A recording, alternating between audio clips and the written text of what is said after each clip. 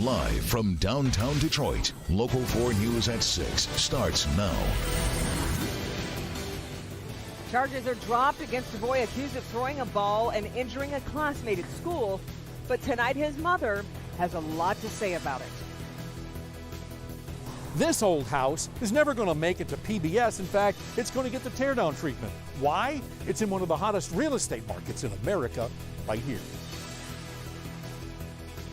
All right, Rod, but first, Detroit double dipping on Democratic debates. It is night number 2. 10 more candidates now trying to prove that they deserve to stay in this race for president because the field is going to narrow soon. Good evening. Good to have you with us for Local 4 News at 6, our new favorite spot from which to anchor the news just outside the Fox Theater. And the Fox itself has been getting rave reviews for being the venue, right? You're right. And if the building were human, it might have a tough time keeping its ego in check, that's for sure. That's because the national media and other visitors showered this venue with praise during and after the first round of debates last night, just saying so many good things, and rightfully so. It just looked like one of the most amazing rooms in the world last night. The way that CNN was shooting the event, the way it was lit was gorgeous. And if you've ever been inside the Fox, you know how it is. Here's a look at tonight's lineup. This group of 10, the second 10 headlined by the guy that's still the front runner according to all the polls, Joe Biden, former vice president, Kamala Harris, Cory Booker, they're among the 10 as well.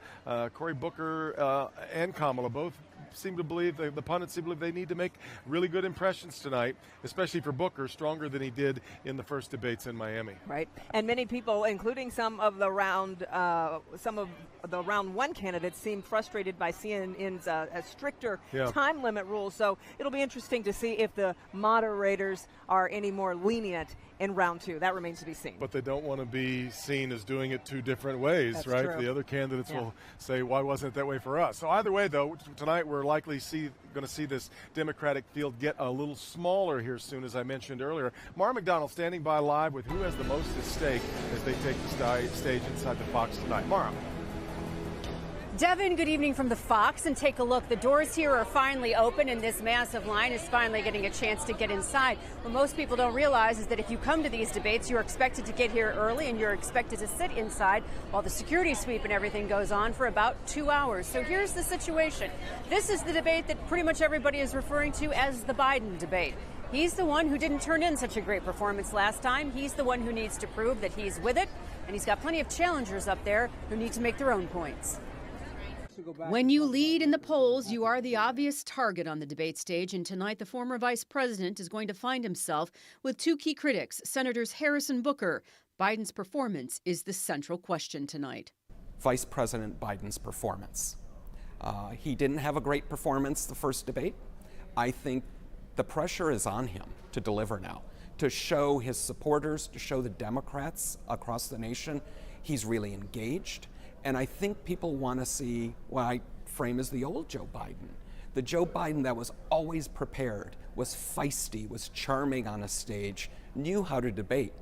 He was missing that in the first round. Do we see that today? Is he prepared and ready to go?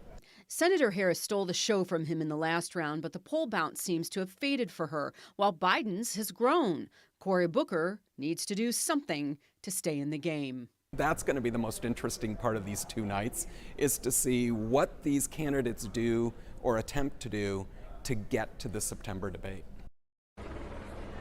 Back here live, so here's what Richard is talking about when he talks about those September debates. The criteria to make the cut to get on the stage is going to be far more stringent in those September debates. And there are a lot of candidates who right now are not in a good position to make it, so they've got to make some points.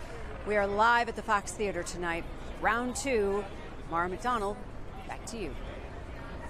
Exactly right, Mara. There will not be 20 next time around, so some of them fighting for their political lives. We've got an awful lot of people in town. In fact, hundreds of them working just to tell the story of the Detroit debates. And while we at Local 4 are lucky to have our home base nearby, journalists who are visiting must find spots to set up and work. Paula Tutman shows us one of them.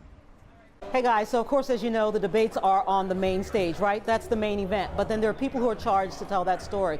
And I understand there's some 500 journalists from around the world, not just around the country, but around the world. So this is something you don't always see. CNN has really done a great job in setting up Hockeytown as kind of media central. And so they've got workspaces for journalists who are able to file their stories, able to do their research. Norman, let's just kind of take a quick walk upstairs. Also grab something to eat, because one thing that a lot of people probably don't realize is that there is no such thing as a lunch hour for most local journalists or for national journalists. I think what's really incredible, though, is really hearing how international medias not only sees Detroit, but sees this coverage and how important it is to their viewership. It's going to be a very important election in 2020, and around the world, everyone is wondering who is going to actually challenge Trump.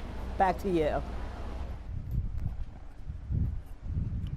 We didn't have an auto show this year, which is usually where the international media drops in to check in on us. So they're coming in the summer instead, which they will do next year for the auto show.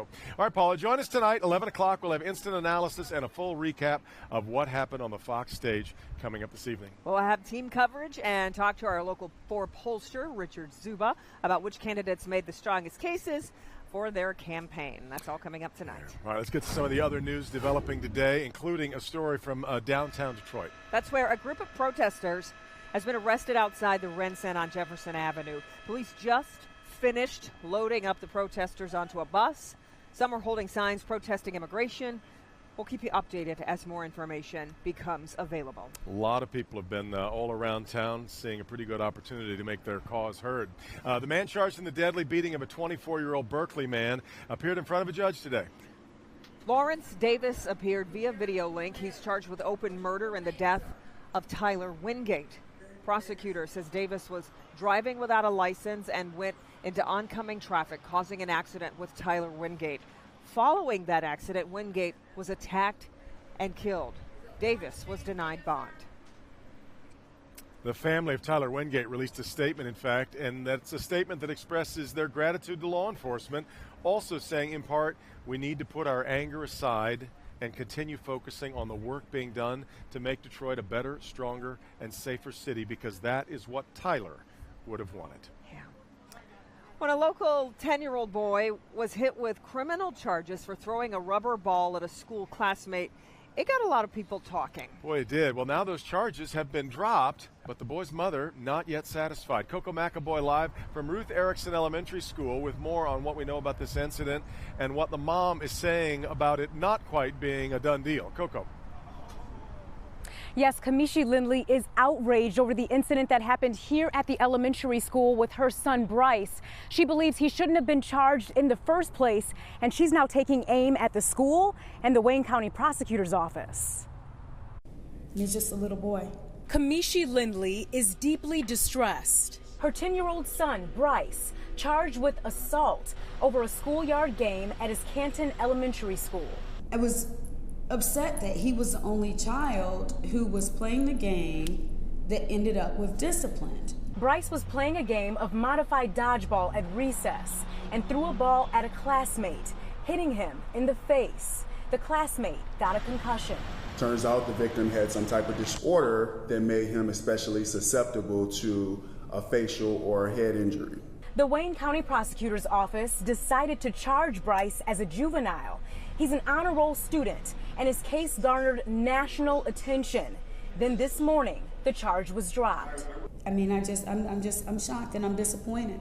I feel like the system has really failed us. So Kamishi is fighting back, hiring a high-profile attorney and continuing to share Bryce's story. Until the day the guy calls him home, this will be the little 10-year-old black child in Canton, Michigan, that was charged for playing a game. And for that reason alone, Kamishi plans to take Bryce's case further.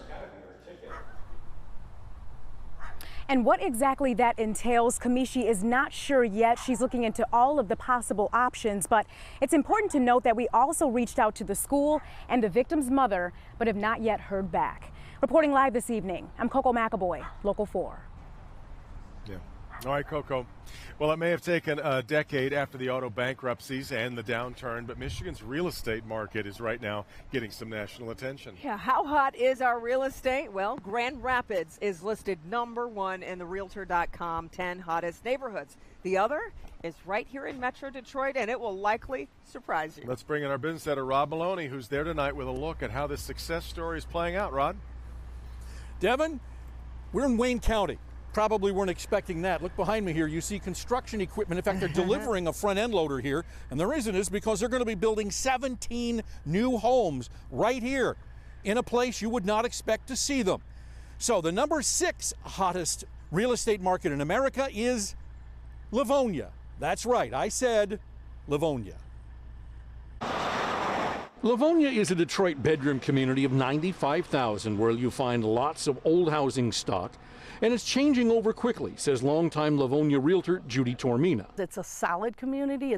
Our taxes are the lowest, one of the lowest in the state of Michigan. Look around, you won't find many for sale signs, and Judy tells us why. By the time I put the sign up, the house is sold. So that's a good thing. A Real Estate One analysis tells us the average time on market for a house selling in Livonia these days is 6 days, meaning half never even get to 6 days. The average used to be 19. The current median price is $225,000, a far cry from 2011, when the average price was 3 times less. Often today, it's grandparents moving on and selling to the grandkids. Sometimes the old homes are getting the teardown treatment, mainly because the millennials like Livonia's central location. You're 20 minutes to Ann Arbor and you're 20 minutes downtown. You're anywhere. Judy also says they like new homes, which is driving construction in not one but at least 2 different new neighborhoods going up in the city.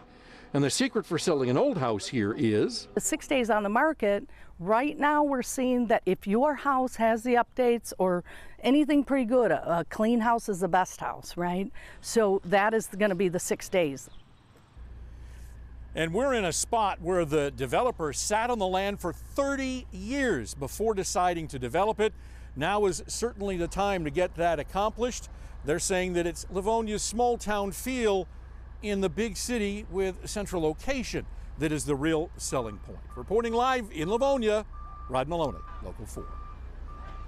We're like you, Rod, to see it jump off on a national survey. Huge. Really took us a little bit by surprise there. All right, Rod. Yeah. All right, still ahead for us. Everyone wants nice landscaping, but police say this woman went about it the wrong way. Wait until you hear where she allegedly stole lawn ornaments. Hi, Ben. Kim, if you want to keep that lawn looking green, you may have to break out the sprinklers because there is not a drop of rain in this forecast, maybe until the middle of next week. We'll look at where temperatures go from here coming up. All right, Ben, also coming up, bad bills. Police say this woman tried to pull one over on a local small business. What she bought with fake money, coming up next. Local 4, reporting the moments that count. Honored by the Michigan Association of Broadcasters for Best Investigation. Best